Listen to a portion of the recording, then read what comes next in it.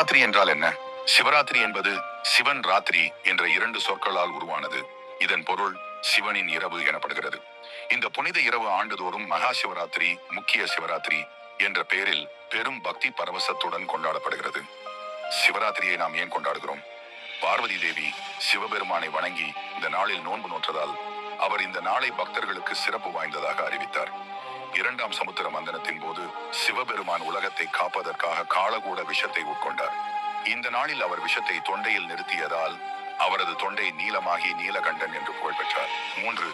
சில புராண கதைகள் படி இந்த நாளில் சிவபெருமான் பார்வதி தேவியை திருமணம் செய்ததாக கூறப்படுகிறது.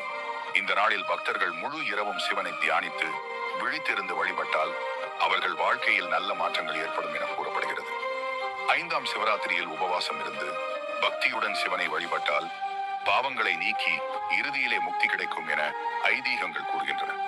சிவராத்திரியின் சிறப்பு வழிபாடுகள் முழு இரவு விழித்திருந்து சிவனை தியானித்தல், சிவலிங்கத்திற்கு அபிஷேகம் செய்யல், அதாவது பால், தேன், இளநீர், விபூதி, ஓம் நம சிவாய என்ற மந்திரத்தை ஜெபித்தல், நோன்பு இருந்து பரிகார வழிபாடுகள் செய்யல்.